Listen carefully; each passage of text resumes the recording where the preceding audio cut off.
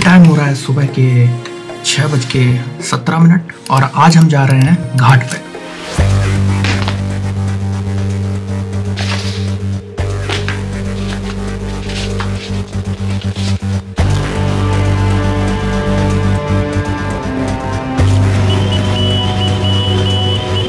आशीष को सुबह सुबह उठ के फोन लगाया, आशीष का फोन स्विच ऑफ जा रहा है। ये ऐसा इंसान है जो समय देने के बाद भी नहीं पहुंचता समय पे। बिना फोन किए हम लोग बस अड्डे तक गए न पकड़ने। इन्हें हमने यहाँ पे आके बस अड्डे पे पकड़ पाया, ये बस पकड़ के भाग रहे थे। हम तुम एक बात बताओ, तुम ब्लॉग में आना नहीं चाहते थे क्या?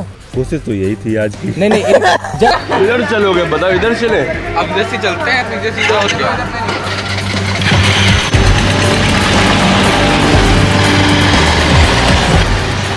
तो अभी हम जा रहे हैं एक आश्रम में जिसका नाम है दुर्वासा ऋषि आश्रम, और हमारे साथ हैं शौर्य और ये हैं आशीष जो कि अभी स्कूटी चला रहे हैं। हमने अपना बचपन बिताया है। ये हमारे राम सागर जी फुल्ली कानून का पालन करते हुए, देखिए हेलमेट लगा हुआ है, सारा कुछ। परेशान है थोड़े से, पेट्रोल ज़्यादा खर्च हो गई है।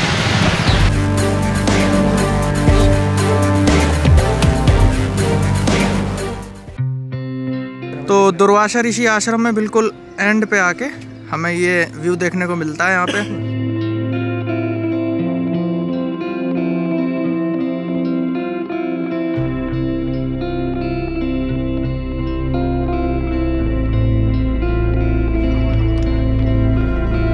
और ये यहाँ पे हमारे लड़के डाउन हाइकिंग करके नीचे पहुँच गए हैं।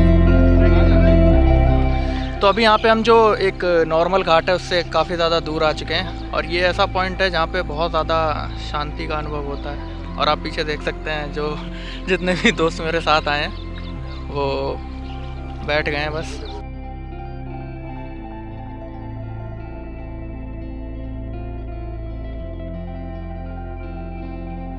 देखो, मैं 2010 और 11 से शुरुआत में आया था अपने पिताजी के साथ, तब ये घाट मुझे बहुत अच्छा लगा। तो यहाँ पे आके भी ऐसा महसूस हो रहा है जो सुबह उठने की मेहनत थी वो काफ़ी ज़्यादा वसूल हो गई है, क्योंकि यहाँ के जो सीन है वो काफ़ी ज़्यादा प्यारे हैं।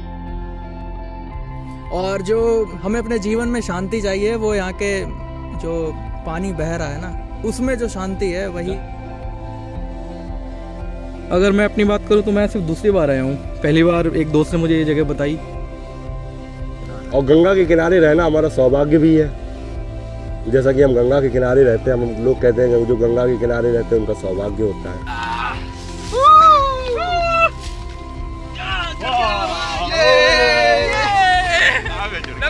पीछे आजा भाई आजा।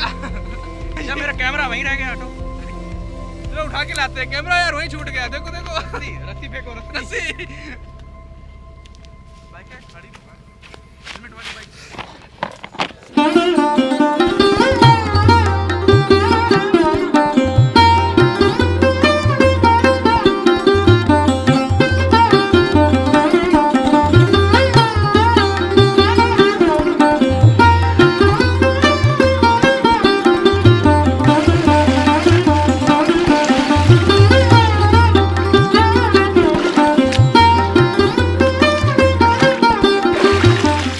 अभी हम यहाँ पे गंगा स्नान कर चुके हैं। इन्होंने अभी तक कपड़े पहने नहीं है और ये यहाँ पे कपड़े पहनने की तैयारी चल रही है।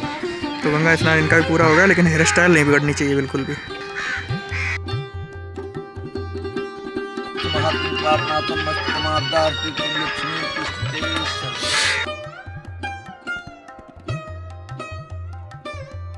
ये देखिए इन्होंने गंगा जल भी यहाँ पे एकत्र किया है। कितने लीटर का है तुम्हारा ये? 5 लीटर की है ये। जो हमारे परम पूज्य श्री ईश्वरदास जी महाराज हैं, उन्होंने हमें काफ़ी सारे बातें बताई और हम आश्रम भी गए, और उस आश्रम का नाम था दुर्वासा ऋषि आश्रम। तो अभी हम दुर्वासा ऋषि आश्रम पे हैं और महाराज जी हमें कुछ आश्रम के बारे में बताएंगे कि आश्रम कब से है और कैसे स्थापना हुई। आश्रम की स्थापना सैकड़ों वर्ष पूर्व, जिसका किसी को अभी तक उल्लेख नहीं मिला है, कब महाराज श्री यहाँ पर विराजे। महाराज श्री गंगा मैया की परिक्रमा करते हुए, बिहार की जन्मभूमि थी, बिहार से पैदल गंगा के किनारे किनारे गौमुख तक गए।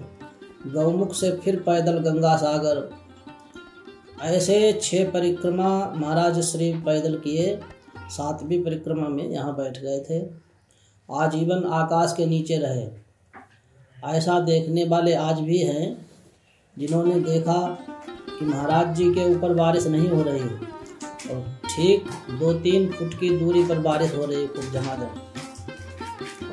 महाराज श्री का निर्वाण महोत्सव, उनके शरीर का जो है निर्माण सन 1979 में निर्माण हुआ, मोक्ष को प्राप्त हुए। तब से ही इस आश्रम की व्यवस्था महाराज श्री के आशीर्वाद से उत्तरोत्तर वृद्धि को प्राप्त हो रही है। यह आश्रम आप सब लोग जैसा कि जानते ही हैं, फर्रुखाबाद में ही नहीं अपितु कई जिलों में प्रख्यात है। यहाँ पर एक घाट बना हुआ है माँ गंगा के पार्वम तट पर, जिसका कि निर्माण तत्कालीन उस समय सरकार मायावती की सरकार थी, बसपा की। उसमें एक मंत्री थे अंटू मिश्रा। उन्होंने घाट का नवघाट माँ गंगा को समर्पित करके यहाँ पर बनवाए और वो जब तक रहे तब तक आश्रम आते रहे। यह आश्रम के प्रति उनका समर्पण था। महाराज जी, एक प्रश्न और था। वो प्रश्न है कि हम यहाँ जो पांचाल घाट है उसे घटिया घाट बोलते हैं, तो वो ऐसा क्यों, और फिर पांचाल घाट, ये दोनों नाम कहाँ से आते हैं? घटिया घाट ऐसी किंवदंती है कि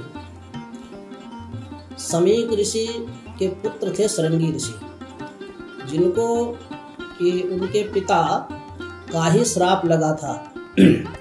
जब समीक मुनि के गले में मरा हुआ सर्प डाला परीक्षित जी ने, तो वहाँ पर श्रृंगी ऋषि बालक थे। उन्होंने, उनको जब पता लगा तो उन्होंने श्राप दिया परीक्षित जी को, तक्षका सप्तमेहनि, आज के 7वें दिन इनको जो है तक्षक डसेगा। जब समीक मुनि अपनी समाधि से बाहर आए तो उन्होंने सारी घटना जब उनको विदित हुई, तब उन्होंने श्रृंगी ऋषि से कहा, अपने पुत्र से, तुमने एक धार्मिक राजा का अपमान किया है। वो तो मतवाला था, किसी प्रकार से उसने अपराध कर दिया, लेकिन वो धार्मिक राजा था परीक्षित।